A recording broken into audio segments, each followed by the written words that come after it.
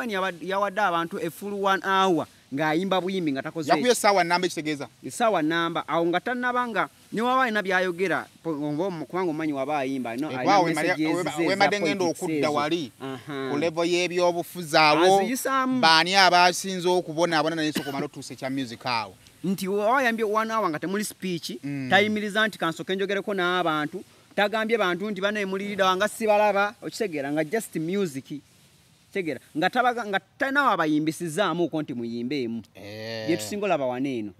tegera yasose n'amanya nti bano kansoke mbayimbire 1 hour mweri awe naddako maybe wetunanyumiza ebirala mwezi dakiika ezo nga music asinga gwe basinga okutegeera mukoze eki muyimbi tegera kati be abantu ow'ekitiibwa ne Gino Muhoozi be basinze ofuna obuzibu kyeyabakoze tebalikiddira Kampala oba ogambye politically oba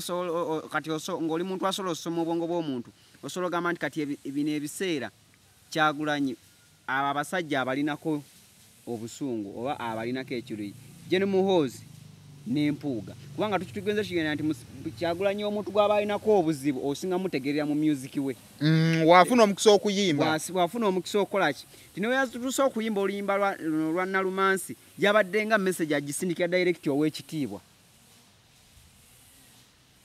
tegeera nti message yonna yagikutte n'agituzaamu ow'ekitiibwa n'akikuggyayo ekifaananyi nti yono yennyini gwe nali nkolaki gwe nali njogerako tikati woba oli mu byabufuzi osobola omanyawo n'omanya nti kati ono omusajja mu byobufuzi yenu line gy'asinga okukolaki yensonga kikwana ensonga lwaki kati ennaku zino waaba ayogera akola speeches takyasobola gimalako neba ey'obyobufuzi ng'ow'ekitiibwa Mpuuga atakoze eki tamutaddeemu. Mbalamusizaako nnyo bannyabo ne bassebo nga nsinzidde wano ku Rosemary Beddings ate nga Rosemary Beddings esangibwa wano e Kasubi ku bitaala. Rosemary Beddings nga ffenno twakuguka mu kisenge era ng'omukyala yenna ali eyo okukubiriza leka kuyingira kisenge nga nawe kennyini bwe weetunuulako teweesanyusa wabula nga teffe tulina obunayiti obulungi nga bannaye ne munno bwakutunuulako naye bannange awulira nga zeemu amaanyi abaami nammwe tulina obwammwe leka kusuula ng'omusota ng'ate wano eno tulina nights ennungi eri ez'abaami n'ebintu bingi nnyo bye tulina wano ku Rosemary Beddings. Ky'oba okola ennamba eri ku screen kw'oba okuba oba tusindikira ekifaananyi ku WhatsApp kyonna ky'oba weetaaze ate nga tuderivaringa Uganda wide wonna w'oba tugenda kuba nga tukutuusaako eby'omulembe eby'omutindo okuva mu Rosemary Beddings. Stress no more if your dream is to go abroad. SMP Tours and Travel is here for you. We work on your travel documents like passport and ticketing, and we can get you visas for countries like Turkey, Switzerland, Iceland, Finland, Germany, Netherlands, Denmark, Dubai, England, USA, Bahrain, Canada, and South Africa. We are located on plot 9, Lumu Street, Kampala, Julina Complex. You can call us on 0759 793 767 or visit us on www.smptoursandtravel.com. SMP Tours and Travel, let's explore. Najo sinziro kubanga ato tulaba subscribing ku mukutu guno okusobola okubanga ato ofuna videos ezifaanaganako bweziti byonna gy'owanga ya bitundu by'ensi nkubuuzaako n'enkwebaza byonna by'osobodde okukwatako n'okukola. Kale mbakulisayo mu weekend mwebale kubanga mwagiseemu bulungi. On Mondays tubeera tunyumya ku byabaddewo mu weekend. So we get the big stories. Netujja ne tuzitetenkanya mpola okusobola okumanya ekituufu kyekyabaddewo. Biki ebyabadde binyuma mu ebyasinze okunyuma. Biki ebyataategeerekese tugenda mu maaso nga tubitegeera mu ngeri efaanaganako bwetyo. So nfunonyayo omuntu ng'ensonga yagigoberedde bulungi nga ayinza oba yakoze ka research ke nga kalungi ne tujja nanyumiza emboozi nange wemba nabyengattamu ne tugattamu. So Monday is always lighter. So like Monday tubeera lighter. Kugenda maaso kuyisaamu mpola bwetutyo ng'ekino kiggwa. Leero nina Shuaman Segawa. Era ninawe gwe Shuaman Segawa. Nina oli gwe mmanyi owagundi. Owasimba kati tulabukani ngamba ugamba otya Shuaman? Gamba otya? Obadde ombuzeeko? Badde nkubuzeeko. Bigenda bitya? bitambula tuli mu mwezi kaŋŋambe omanyi cyangwa omwaka gutandika buli mwezi kubaako erinnya lye bakola ki baguwa kati epozi twatandika kituufu kitegeera twatandika Januari bagwali gwa Pastor Bugingo Januari bagutuma Bugingo Februari yalimu ani awo iba neyoma akantu ako nkajjukiro kalaba Februari kubanga March yali muzeyi wa SB4 March yali muzeyi wa SB4 Februari yani Februari mu yitwa Februari yali just moment Februari olwo baguwa kati so nedda March bagugabana babiri owekitiibwa ne muzibe bagugabana kakati Februari yawo bannaye mu comments muge munzijukize bannaye comments munzijukizawo kati Februari March tukyabulidwa tuli mu April tuli mu Ifreeze guno mwezi gwa Ifreeze basuubuzi mayi kyabasuubuza kyo kirabo buzibu bwakyo kibola muko kibola muko into of course abasuubuzi mu ggwanga mwebali naye kinene naye katoja sango omwana wa ali ku kyeyo si kye kimututte nnyo oba ontegeera si kye kimututte nnyo kati omusolo guli awo wakati awo we watu Apple tunafuna guli Apple zinwaji bize natete noli atabukidde omwana we Apple tusola bize natete akyatukwatiddemu awo gundi at least ko bize natete kamolaba wano ne guno mwezi gubadde active nnyo gubadde muzibu mu konze nkubuulira ndabawo business natete wano actually dala mu bino ebya show business entertainment oba politics tegubadde nnyo busy naye before nga tunatandika Saimo drawing ka attention naye katono nnyo eri naddala abantu abatambulira ku boda ababoda ba complaining naddala abakyala obosazewo tula ku boda kiriza omuntu gwokkiriza akuvuge akutegeerere olumu abakyala abeera ku boda naye ng'alinga n'emitima ebiri nsanze omukazi afiiridde awo kirekaawo naye ng'ekimusse oli wa boda abadde amuvuga akozeemu ensobi katono nnyo kati ye nayagala avuke ku boda n'agwa mu trailer tegeera so nga singa abadde agumidde oli ne yandikoze ne bandigudde teyandikoze ki naye okwagala okuba n'emitima ebiri oyagala oli akuvuga ate omutegeerere wakolamu ensobi golage nti obuuseeko kikolebwa nnyo naddala abakazi oba osaze otambulira ku boda manyirawo nti gwe neesiza nvuge kamwesiga ntuusi kyekyo nono obubenje nakuzo suseemuko twakamala okumalako naakono looya kabinyo haiza we wantu wamwe ne wadamu ne wabeerawo era sagenda nze nabadde kyade kinnemye okukiza paka bankonfamize ngamba nti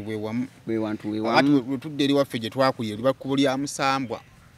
naye abantu walaka wetagawo ambulance ng'ebitalengere gye biri eno kaserenge tongo omuntu aveeri kasere weri waggulu ebeegaanye n'obupande bubeerako bakayita batya step what slow down because ebitya bote obeera kubanga wenkozesa express ene yegundi etuuka emunyonyo bw'oba ova bwoti ekigo bwoti wova ekanaaba okkirira bwoti otuuke ku bandi badde ng'ebitaala ebituuka ebusaabala awo busayina obwo bubeerawo n'okubaniriza we don't pay attention kati obuzibu bwa Saimo omuntu ava eno ajja emmotoka eno ku kasozi n'agenda otukwana eno ku kaserengeto ng'amaze ogiteeka wagenda ogikwata n'agitegeera nti tekyasiba and is it reasonable anyway hampu bw'ogenda oziteeka wabona omuntu buno obutukubenyi bugisibaasibamu nebeera nga speed kweba ejjidde kendeeramuko pozi ate era olowooza tugenda antubadde mu weekend twagala okusaasirako abantu ba Masaka Road era lwadzizeemu ne lugwamu katonga va kati eri kati lwagwiriddemu wano wakati wa Nsangi ne Buddo naye muganda wange badde bakulaga diversions gy'olina okuyitanga naye amakubo nayo mabi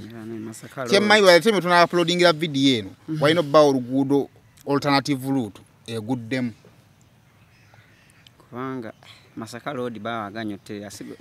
tegwantana nakuyita wadde emyezi 6 ena giri ena wali guno yagwiramu wali ebusega tera kize kati aluguzemu luguddemu ate nakyo kirabyeko enguudo ezo kati alternative route gye bakozesa either wa honorable Segona oba ono omusajja yani Matovu amabukuba ago mu ngero gajiro gakolamu ebigoma ngoma kituufu then ne government okukola amakuba agava ku makuba amanene santi ebintu babiri ku Masaka oli ate nga lukukyali luguudo lupya sigamba nti lukadde bakamala lukola ki lwako mwana yangambe nawe Masaka nabo baasukka akajanja baava Masaka baagala kuzimba ku Masaka road kakati abasinga tebazze ku mulimu lwa leero tebazze kubo B oli wabeere no mu kibuga ne wafuna sagamba nyagala zimba ku Masaka road ngamba zimba ku Hoima road nti ani kakati nze tone bazira bayi na concert tona ngamba mwana kati njagala kugula protein mugamba nayo laba ku ebuloba walu protein ennungi toni yangamba mwana wa mama nze ngenda ku Masaka road kati bana bayinige gye bayagala mwe waabwe bategera ndoza bagala kumpi ne waka bagala nye waabwe so emikuba byadde mu weekend then emboze nene yabadde mu weekend of course yabadde ya Bobby Wine omubanda wa Kabaka wa Kabi shoye oluvannyuma lw'emyaka 10 nga tagenda Bungereza nga tayimba because okugenda badde yaddayoko naye kati okuyimba wajukira babani bweggwako yaddayo ojukira mu press conference yajja wane Kampala nereeta omuliro kati yadde yaddayoko naye okuddamu okuyimba e Bungereza kituufu kibadde giyise emyaka 10 yeah nga ali yakoma 2013 wafulumiza oluyimba lwa If You Were Man baleka bamukola ki bamubaning olwali lukola ki luwogera ku bisiyaga yeah lwali yakomye ogendayo yakoma ngafulumiza oluyimba n'endubyani bayita If You Were Man message yalo ndoza neta bayisa bulungi ali message yali erimu yeah ali mukambwe muko ne bamugira so kyabadde kitya yeah first of all nadala alinga kutandikira kunyingira ku nete kateeka kyabadde kitya kyaba nga tunawagenda kyabadde kitya waliwo kitutaka tusoka tutereze abantu ekyabalemye okutegeera obulungi waliwo byaganyo teregerekeka kyabalemye okwawula enjawulo wakati wa O2 kwe yabadde O2 Arena ne Royal Regency wabadde n'ebintu bibiri waliwo kye tuyita O2 Arena abayimbi abali international batera okugenda Rema yakasembo kubawo Nigeria then tuina intercontinental London O2 kakati ekyo ekyamaze okuddaawo ne tufuna akatu wakati w'enjawulo eyinza okube kati waliwo abataategedde O2 Arena ne Intercontinental Hotel O2 London kati ate akatu akane kabeerawo the difference between obakaye mu size wakati wa Intercontinental London O2 ne Royal Regency katutandikire ku O2 Arena yeriwa O2 Arena ngabo kyanti Arena kintu kinene kiringa kisaawe actually tugambe akwanti baba zungu bali organize nti wakola ekinunga kya kutegeka bivulu bya bivulu wenzo tulamu nnyo mupira fe tulowooza nti ebisabe bino okubeera mu ki ompira kati O2 Arena kineneko ekibaddemu abayimbi nga akabasinga babadde ba Nigeria Rema yakasembayo kikuba David yakachikuba emirundi 2 Bana Boy Nasake yeah era ekyo kyekimu Kenzo mwe yali ekimu Kenzo ko yali agenze enjawulo ya Kenzo nti ye okwawukala kuna Nigeria tiyali nti show yali haji headlines enti ya Kenzo yali kubayimbi abali bagenda okola ki kati yeyo O2 Arena nene konti etuza abantu abasuka emitwalo 2 kitegeera yeah ku posta bali balanga ki basooka ne balanga Crystal Palace na according to info jenfu na Crystal Palace ato wali wafunda basooka ne balanga Crystal Palace then baleeta eyo nze ndowooza omutegesi ya kulanga Crystal Palace yasoka nalanga Kyagulanyi ababba bwaini ndowooza mu turn up y'abantu waneno reaction ticket bikintu kinalabanga wa kifo kigenda Crystal Palace egenda kubeera nfunda kukyusa nakiteeka era ndani ku Intercontinental yeah ne Intercontinental yalaze nti kale yayimbye yabaddoke naye yalaze nti era ntono muko singa badde ekifo ekiri slight bit ko katono nga kisinga kaawo kyane badde kiri beto okusinga kaawo yeah so kakati wali wabadde otusiigira O2 Arena O2 Intercontinental etuuza abantu abatasukka 3,000 oba 3,500 awo Kyagulanyi we yabadde eri Arena neneko eri mitwalo ekigeza teri muyimbi mu Uganda yali avudde Kampala n'agenda Bungereza n'akuba O2 Arena nti omuyimbi yenna agenda n'akuba O2 Arena eyo ku international scene obeera muneneko ire oba olabi bwakulevu oba togenda kulaba bannayuganda bokka si bokka era ogenda olaba nga show zaabo ba Rema bazoogerako ensi yonna bagikolako analysis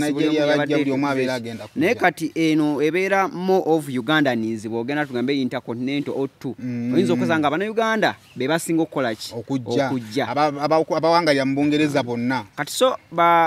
abategesi b'ebivulu batya tasobola riskinga kuteekamu O2 Arena lwansonga yasooka neebuuza n'afunayo abannayuganda at least kale ogumu ekitundu abanatulamu eyo O2 Arena bojje ebali kubanga nga tonna risk kugamba nti no n'abafuna bo bannayuganda abawera omutwalo gumu n'ekitundu mu Bungereza mwebali tebali mukati kyovola abamaliza nga nofunayo ekifo nga Royal Regency mwasofa ofuna abantu 1,000 oba 1,500 oba 3,000 eza O2 kakati ekya O2 Arena tukitegedde si kyekyo Munayuganda eyakayimbirako mu O2 Arena Eddie Kenzo we yali alina abamu ku bayimbi abalala. That was the time we were in Sitya Losi. Mbiro awo nga ku international scene yali akuba by the way yali akuba nnyo. So kakati tugende ku kino because fena Bob Wine tumumanyi. Enyimba zezo zakuba nnyo wano. So katugende wano. What is the difference between Intercontinental and Royal Regency? Royal Regency ndowooza Intercontinental yeetaaga omuyimbi nga obaddewo nga ne fan base yekola ki ng'ewerako. Royal Regency ebiseera ebisinga banene ba promoters bazireetera nnyo abayimbi nga kekaseerako kekaseerako gwaliko oyo Chanti Music mu buli mbeera yonna agenda leeta abaki abawagizi bajje bakole ki bakuwagire kyolwokuba si kifo kigazi nnyo nti omutegesi gw'abalamu nga amaanyi golina abalamu n'abantu balina abannayuganda ebongeza abalaba shows n'amanya nti kati egine emyaka gisobola ogenda muki mu Royal Regency naye bw'oddayo n'olaba mu O2 Arena n'olaba audience yabaddemu mwabaddemu abantu abakulu bangi babaddemu nga bawerera ddala segera nti kati wogamba nti emmeeza yabadde ku paundi 1,000 olu ze miliyoni nga 4,700 kitegeeza nti abantu abadde Bungereza nga bakoleddeyo ebbanga balina sente ze bakozeeko bali well off bw'osuubira bagenda okujja bagule emmeeza ey'emiliyoni kyali kugamba gundi baddi eyasooka yalina kubeera ku Crystal Palace International Sports Center nga tebannagikyusa kugireeta kati esente zabadde standard pound 5 gold seat pound 10 bronze seat ya pound 7 table ya dollar pound 10 kati nduzo zasigalayo bwezityo zeezo otyogenda maaso yakati ku O2 eyo Intercontinental ngengeri geri hotel nti show ebeera ku O2 ena okubanga eri mu ngeri ya VIP eba VIP lwansonga nti ordinary bayanga badde ku sente zane emitwalo nga 23 eba VIP newankubadde nti olw'ekika ky'omuyimbi yabaddeyo Kyagulanyi olw'abantu excitement gye bamulinako yamaliriza ng'eri ng'etakyali show ya VIP ng'efaananye nga Royal Regency nange kye neewuunyiza nga ndaba buli omu ayimiridde kyali kinemyo tegeera ey'omuyimbi nti ebbanga lyamaze nga tali ku stage tegera nti n'okuyimira kwa mirundi ebiri n'abazze abandi badde mu VIP oba abantu denga is a VIP show babadde nga abali ku Royal Regency wetwasemba kubanga Royal Regency twalasomba laba ya Alien Skin zibadde waawo shows yatwala attention ennyo most anticipated was Alien Skin the last time olaba engeri abantu gye baali beeyisaamu ku eyo show ya Alien Skin ya Royal Regency tosobola gyawukana nnyo nekiwalabye waneeno kuki ku Intercontinental O2 newankubadde nga sente zebaadde basasudde zaadde ziraga nti enakubeera is a VIP show kitegeera yenjawulo ya Royal Regency ne Intercontinental nti eringa is a Intercontinental ebeera VIP show eno Royal Regency eyaffe nga tunagamba waneeno tugenda ku Freedom City yenjawulo so kyekyo kyabadde side zeeyo kyali ku side zeeyo okay so the another question gye nalabye abantu ba raisinga abakedde okwogera is turn up kituufu sookola nga abantu baali bayimiridde naye abantu bakajjuzza kyale abantu bakajjuzza lwakuba nti abantu waneeno twamanyira waneeno show zaffe zaane Uganda nti baisaawa emu kyerina okuba ng'ekoze eki ng'etandise so wano zagenza otuuka saawa 3 eri kati for now eri ziba saawa 2 ebudde bwakyukamuuko kati tuli mabega ssaawa 2 kati tuli mabega ssaawa emu Okay. wano zaabadde 3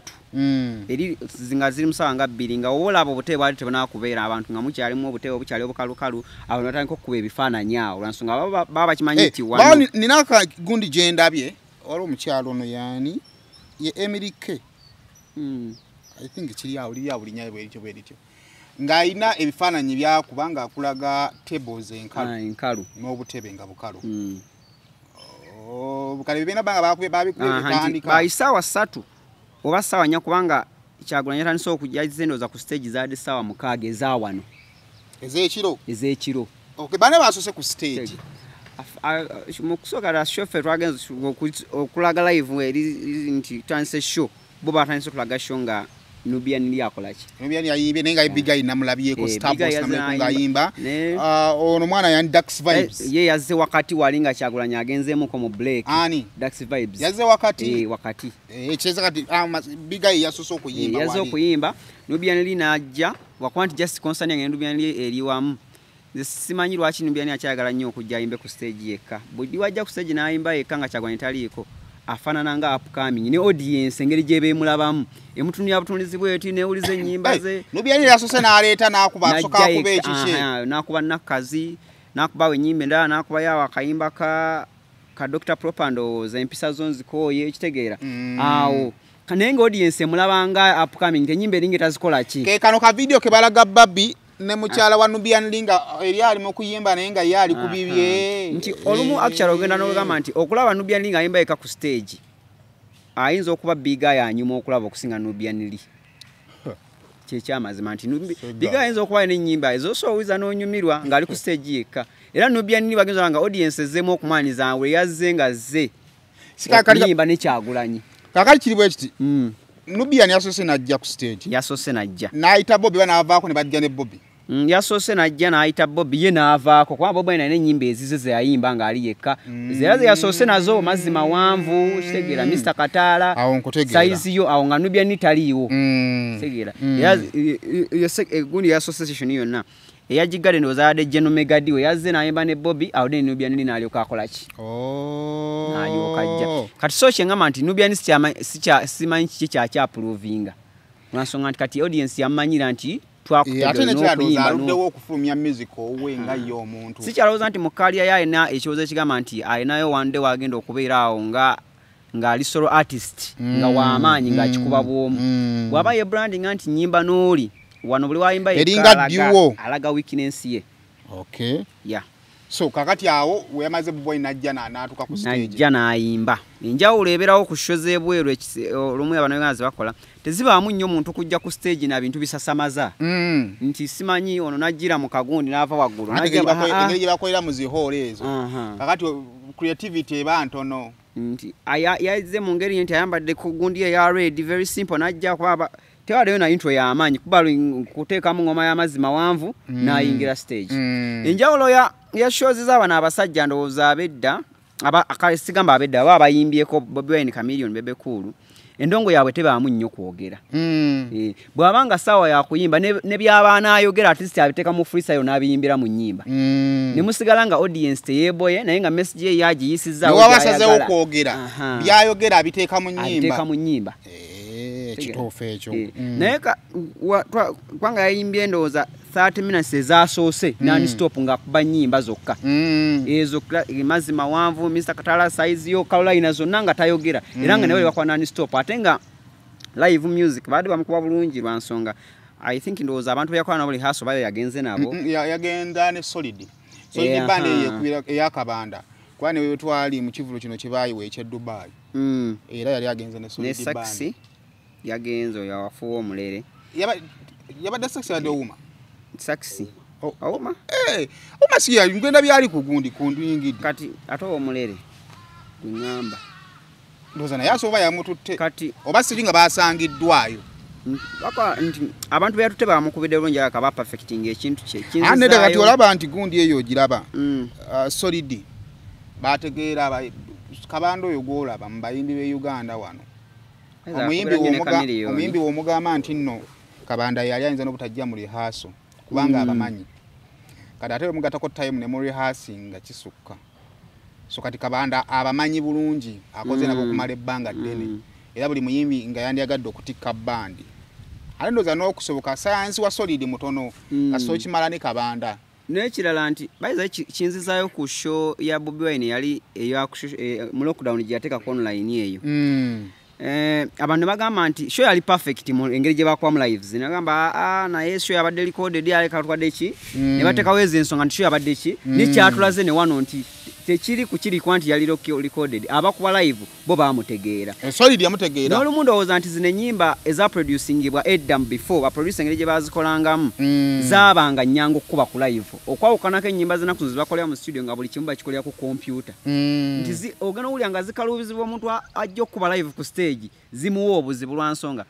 oli akuba keyboard nga akuba music nga amukubira kompyuta waliwo engeri gyagenda onnyigamu amapeesa nga togenda sobola kikuba na mukono kitegeera kati ndowooza ennyimba zaabo abasajja ezaabakuba bapademan batone hose engeri gye batengamu ku live instruments muzikuba ku stage kyangu owulira ddala ng'oluyimba nga oluwulira weluviirayo ddala oba owulira live nga eviirayo ddala nga oba wagisobodde ojja expectinga ekira kyasoboka ku nnyimba za abani kati ezikubibwa kati so kiba nti abayimbi abo betugamba nti ababandi bwe bajja okukuba live music bandi aviirayo ddala n'owulira ddala nti baba bayimba mayinja wadda ku stage ne bakuba ebyuma owulira ddala nga biviirayo ddala kyekitutawaanya wanene mu live music kati ekiriwo so kati wali mutana twagambye abantu bazze bulungi ne live music performance oba muletinga ku make out of 10 kyayinja gamba nsolomu wa 8 oba 9 tososezza obuwagizi no si kulimba kubanga kati tosobola oba walabye eshow yonna engeri gye yatambudde omuntu n'ayimba for 30 minutes non stop ebyo bikola then ekirala ng'eddoboozi terikoze eki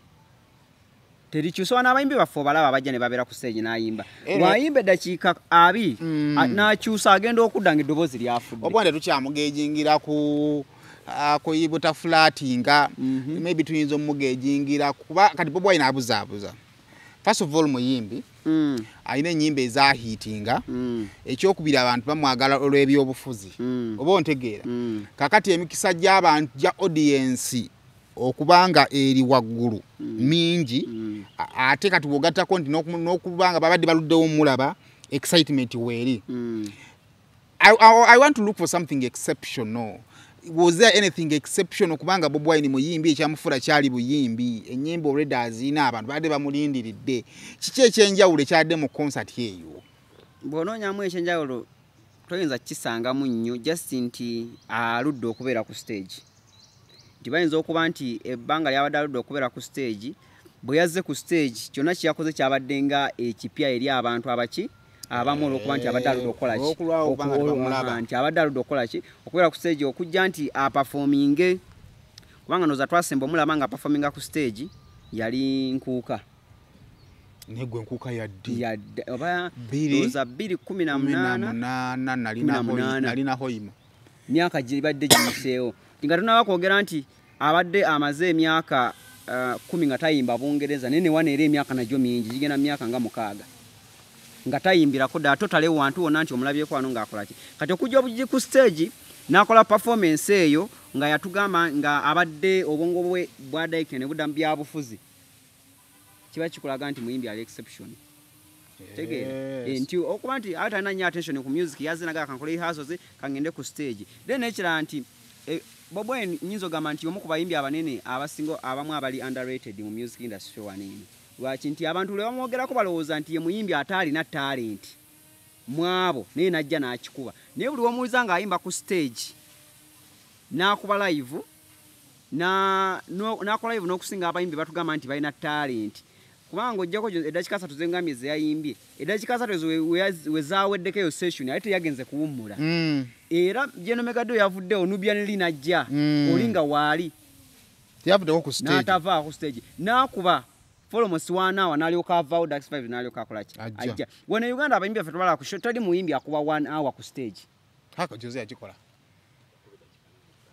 yakubedda yawule essaawa wamala okuba essaawa n'akalaba liigi zoyogereddemu nti Jose yakikola ki kakati wogamba wotagambira nti Jose wala batakikola tegeera wano Uganda show zetusinga olaba zonna abayimbi mu ssaawa emu akyusa emirundi ng'ebiri n'abasajja bayize omuze gw'okukyusa tegeera omuntu nabanga akubaye ennyimba 3 naddayo omuntu nabanga yazolaba show eya music naberanga alabye abayimbi bangi bali eri okusinga omuyimbi gwazokolaki nti obani yawadde abantu a full 1 hour ng'ayimba buyimbi nga takoze yakuye sawa namba ekitegeeza sawa namba awo nga tannabanga ne waba alina byayogera kubanga omanyi waba ayimba wemadde ngenda okudda wali ku levo y'ebyobufuzi awo baani abasinze okubonaabona naye sokomala otuusa ekya music awo nti wayambye 1 hour nga temuli speech tayimiriza nti kansoke njogereko n'abantu tagambye bantu nti bane mulirida wanga sibalaba okitegeera nga just music tegera nga tanawo abayimbisizaamu uko nti muyimbeemu byetusinga olaba waneeno tegera yasose n'amanya nti bano kansoke mbayimbire 1 hour mweri awe naddako maybe wetunanyumiza ebirala mwezi dakiika ezo nga music asinga gwe basinga okutegeera mukoze eki muyimbi tugende ku byobufuzi nani yasinze okubonaabona naye ng'ali ku stage ani gwe yasinze okubonyaabonyamu ng'amukasuka mu layini z'endongo njagamba nti kaŋŋambe Gino Muhoozi kwansonga nawe yatuuse n'agenda bbeya nnaku ku Gino Muhoozi ne gloves n'aziggyako yasose n'amulumba nga gloves azambadde n'akuba agenda uli atatamuwulira gwakuba tamuwulira n'aziggyako mu layini eya mu luyimba lwa sayizi yo yatuuse awo ng'ayogera ku Kakwenza n'agamba lwaki wasiba Kakwenza gwe Muhoozi simanyi biki bikyawo n'ateekawo layini ze awo yabadde agenze bbeya nnaku omwana oyo kitegeera awo yabadde kugamba Gino Muhoozi yasinze okukola ki okufaafagana nnyo mu kifaananyi kyetwalabyeemu nnyo teyalumye nnyo nti Gino Yoweri Museveni teyamubaddeko nnyo teyamulumbye nnyo ate wano we yagendedde kuba ekimanya nani n'owekitiibwa naye yamuwadde ebyo yamuwadde nga nawe yatusee n'amugamba tulaba abamakanzu naye nga wa kitegeera kati be abantu owekitiibwa ne Gino Muhoozi be basinze ofuna obuzibu kyeyabakoze tebali kiddira Kampala oba ogambye politically oba kati ng'oli muntu asobola osoma obwongo bw'omuntu osobola ogamba nti kati bino ebiseera Kyagulanyi abo abasajja abalinako obusungu oba abalinako ekiruyi Gino Muhoozi n'empuuga kubanga tukitugenze kigenda nti Kyagulanyi omuntu gw'aba alinako obuzibu osinga mutegerera mu music we wafuna omukisa okuyimba wafuna omukisa okolaki tino yatuuse okuyimba oluyimba lwa Nalumansi yabadde nga message agisindikira direct ow'ekitiibwa tegeera nti message yonna yagikutte n'agituuzaamu ow'ekitiibwa n'akikuggyayo ekifaananyi nti yono yennyini gwe nali nkolaki gwe nali njogerako kati bw'oba oli mu byabufuzi osobola omanyawo n'omanya nti kati ono omusajja mu byobufuzi yenu layini gy'asinga okukolaki yensonga kikwana ensonga lwaki kati ennaku zino waaba ayogera akola speeches takyasobola gimalako neba ey'obyobufuzi ng'ow'ekitiibwa Mpuuga atakoze eki tamutaddeemu so ne wali era teyamulekereddeyo n'agamba ne wano nja kukuteekawo kyekyo be bantu abasinze ofaafaagana naye katukole ku ssente katonyo tugenda batukomawo tukyanyumya mboozi eyabadde ebungereza awo performance tugifunye content tumufunye tugenda kujjali tufune ebirala ebyasigalidde then tumalirize Almutawa Enterprises Limited bano bakugu nnyo musonga za real estate season na oyagala kutunda oba kugula ttaka wekwate Almutawa Enterprises Limited tulina ploti ez'enjawulo enteketeke bulungi ate nga ne bbeeyi yaazo esobokera ddala ensonga zonna ez'ettaka wamu n'okulikulaakulanya tuzikolako tugula sako n'okutunda amayumba era tusolooza n'abapangisa oba okulabirira ennyumba zo abakozi baffe bonna bakuguka era bakozesa mazima meereere tusangibwa ku Hoima Road Nasana Municipality Wakiso District Esimu 0753 oba 07 Kwagalana Adventure Safaris bakutegekedde Dubai Summer Trip mwagenda okulambulira Dubai okuvanga lumu paka nga 8 July 2024 ku $5,500,000 tugenda kulambula Desert Safari Dubai Mall Dubai Marina Abu Dhabi Grand Mosque Dubai Fountain tugenda ku boat cruise ne City Walk ebya ticket visa awokusula entambula mu Dubai yonna sako ne sente zokusasula mu bifo ebyokulambula ziri ku package eyo ate nga tukuwerako n'ebijjulo 3 olunaku mujje tulambule Dubai Kwagalana Adventure Safaris tusangibwa ku Plaza ku mwaliriro ogusembayo tukubireko ku 0709219 kale tukyagenda maaso oli kusema official najjo sinzira okubanga ate otulaba okubanga ate osubscribinze ku mukutu guno kale banafa aba Wildlife Million EU abo nga batuusa bizigo okubijja mu ggwanga erya South Korea n'eggwanga erya USA bagamba nti nno balina ebintu bingi nnyo nga tugenda maaso kubanga tugenda okwetegekera okucelebratinga Mother's Day bakutegeeza bani akantu ka black sikala bamu akataddewo kalugenda okucelebratinga Mother's Day bayina supplements zosobola okubeera nga ate owa maama wo ate celebrating Mother's Day bulungi nnyo supplements zino zikuba of course mawanga ag'enjawulo nga bwe nkugambye South Korea tulina America n'ebirala bingi nnyo kakati bakugamba nti okugenda ku website yaabwe ya www.wildlifemillions.com okusobola okubeera nga ate olaba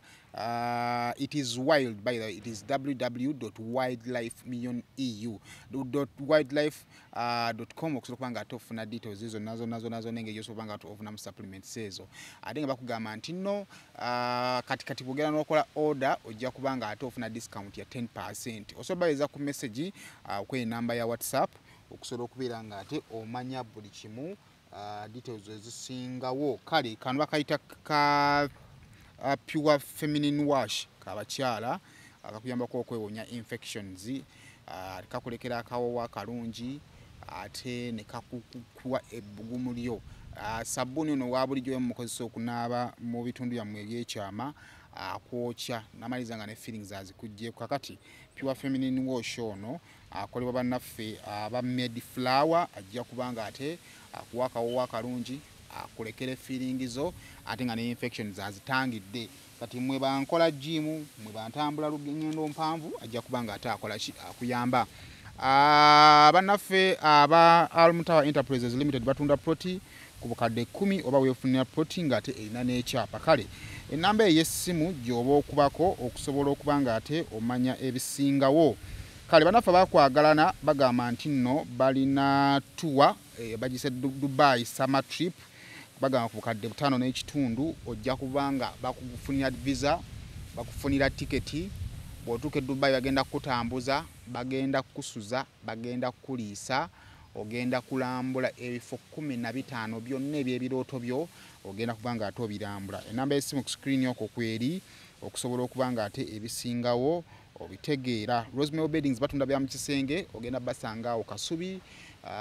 nga kava ku bitaala booti ng'agende Namuŋŋoona we bali bagamba nti nno bw'obanga oyagala okulabisa bulungi ekisenge kye weebali bagamba nti osobola okubanga oteekayo akasente ko mpola then sente bwe ziwera n'ogenda nono ebintu byo abalinaanye Kampala ebintu bireetera bwereere awo wennyini wooli kale nabo banoonyeeko osobola okubeera nga ate omanya ebisingawo kyali ne Ssegawa wano tukyagenda maaso kugira nga tunyumyamu mpola ebyabaddewo over the weekend the big story ekyali and it was the return of the Ghetto Gladiator live in UK so abantu banyumiddwa nnyo kakati omugambo nina bintu naguli gye nalabye omugambo gwa tekyakoze promoter teyafunyeemu wagulabyeko ago of course oba olina okugusuubira lwasukula nsonga nti kyokimanyi nti Kyagulanyi nga ye omuntu alina abakritiiki kitegeera ti newankubadde omuntu aba yalabye show nga kyo yabadde ekoze eki yabadde ejjuzza gyasigala akuwa ensonga nti teyakoze eki teyafunye promoter kati promoter abadde yagala afunemu nga abantu abatisse ku bantu bannaabwe afunemu atya nsonga ye promoter kiza agenda oteeka show ne level ya otto ne price kwagifunira n'abantu be yalina okukola ki oba olaba turn up aba yafunye eki aba yafunye sente aba yafunye sente ya kati then kyenjagala okwogerako ekyakweyo show yennyini session yasembyeyo ye yabaddemu ey'okwogera ennyo okwogerako n'abantu okubaba olya kyekitambula kyekiriwo yeyo session yasembyeyo nti yayogerera nnyo ebyobufuzi nanga tabinjisa mu music wabula nga abyogera ku microphone nga communicating ajja wakolaki kyenasinza mu eyo session kyenalabye munengamba nti President Museveni yayimiza Kyagulanyi okuyimba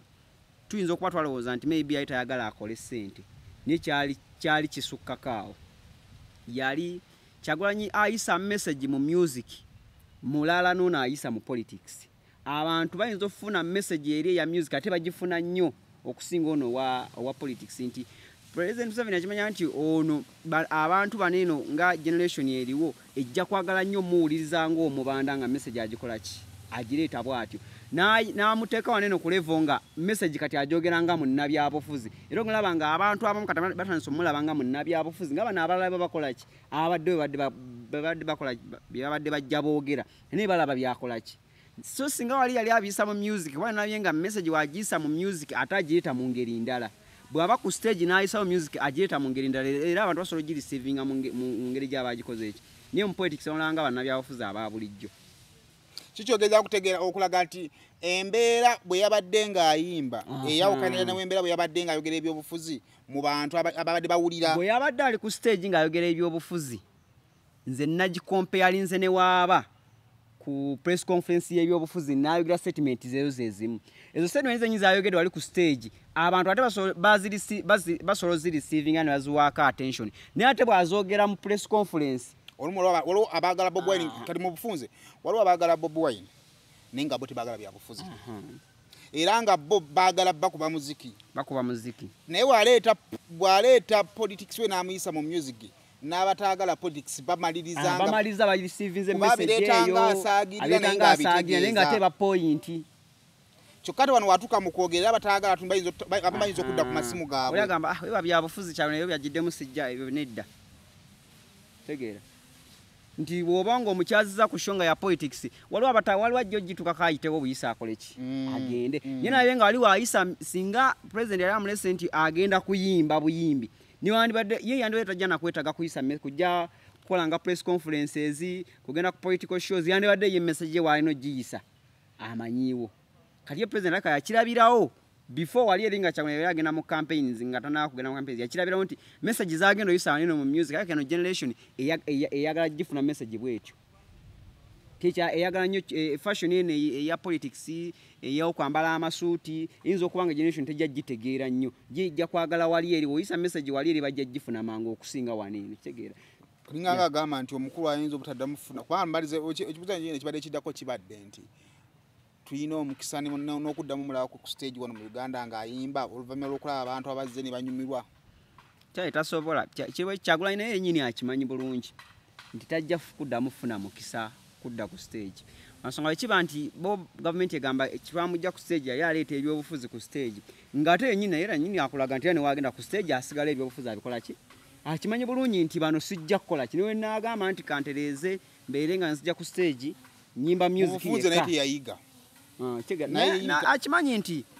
okumujja ku stage omuntu ajja ateka obuteesa eyo excuse naye nga kigazo singakaawo nti ne wanaagamba nti ntereezeze era bajja kugamba lwo excuse endala tojja kudda ku stage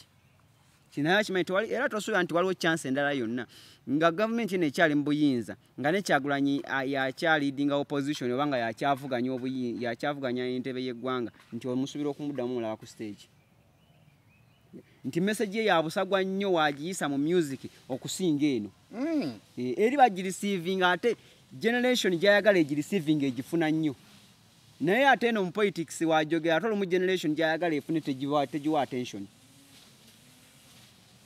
tegeera lwansonga nti eno mulimu engeri ya politics ngi gy'onoleetamu ebintu yo yanjawulo nnyo n'eri eri generation gy'abayagala tefuna naye kati waneeno olumu oyinza okwekanga abavubuka ababadde mu eyo show abagigobedde ku live bakyajjukira buli kimu kyeyayogedde n'engeri gyeyakikoze gyeyakireese naye ate mu politics tebabifaako abagala bifa nga babiwa obudde ye n'abireceiving naye ye generation gy'aba ate ayagala ennyo etegeere oyinza obutakola ki obutakifuna kyekyo gavumenti kyeyakola ki yeyo ensonga kyoba tosobola mukkiriza kumulabawo ku stage ebyo nno eyabadde mu ndongo y'omusajja so waliwo observation ndayagiwalabye nga nze zange ebyange ebibadde bingi nti just ndowooza music waffe akyuse ow'ennaku zino eno olumu wamalaba ezo sho zaabo abayimbi Bobi Wine Chameleone Bebe Cool abo bajuliana bwe batyo olumu otandika okumisinga nogaa kituufu katuwuliza music tugenda mu shows just wakuba nti zeziriwo tetukyalina kyakkola osala obusazi nogaa kanyambale kange nendabe ku muyimbi naye nga olaba shows engeri abasajja gye bayimba ne bakulaga nti nekyebakolanga mpaka nakati bakyakikola ennaku zino webowamu nogaa ogenda mu show nobeera mu show nogaa bannange kati njigenda mu bugenzi bwa butaagaane sina kyakola kikangende embeeremu naye nga abayimbi basaagira nnyo ku stage content tomufuna njawulo kyeri wakati w'abasajja ba Chameleone Bobi Wine Bebe Cool abazze ku stage. First of all bo wajja ku stage okuyimba ndoza kyasooka okufaako mmenga sure nti abantu abazze okumuwuliza bafuna kye bakola ki kye baanonye nti ayimba oluyimba n'aluyimba lyrics ze nga yaziwandika n'alumalayo n'ayimba ennyimba zonna nga woba ozisubira n'ozifuna naye abayimbi bakati ayimba oluyimba verse emu ng'ali ku live verse emu bbiri n'agenda omu abajja abamu bajja ne ku stage nga lyrics bazikola ki bazeerabira dda omukulu ennyimba zonna akyazijjukira bulungi ebbanga lyamaze nga tayimba olumu osobola ogamba tosobola kumanya oba akyazijjukira oba takyazijjukira lwansonga nti ebiseera ebisinga ayimbako verse 2 ezisooka verse eyokusatu mubeeramu freestyle ye mubeeramu message ye gy'abakola ki kati tosobola manya oba maybe lyrics zaabo oba teyeerabira yateekawo message aba ayagala akole ki gy'aba ayagala ayisewo naye nga paati ennene ku luyimba oba ogikoze ki oba ogitegedde kigera lwansonga aba yasoda olimba amazzi mawavu n'alumalako n'ayimba kiwaani n'ayimba katala n'ayimba Carolina ezo ennyimba abantu ze basinga okukola ki kati nolaba nga omisinga shows zaki n'olumu n'ogamba baba abayimbi baffe tebakyalina kati ba models kwe balabira ne bagamba nti oba ogenze ku show oba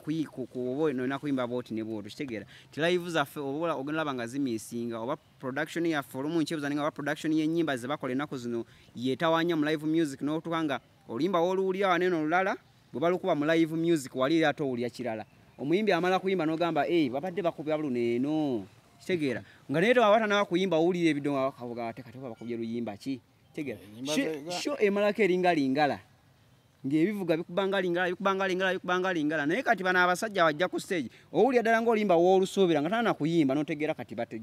abakubye luno eno bazizzaako luno eno kyetuna nti tisinga lwali tulina shows bwe zityo osanga omuntu yandibadde akyalina n'ensonga lwaki agenda mu show naye ndowooza zinaku lwaki aba promoters bakaba bagamba endongo etusala endongo tekyalimu ssente kitegeera nti guno omwaka gwokka giri emyaka negiyise nga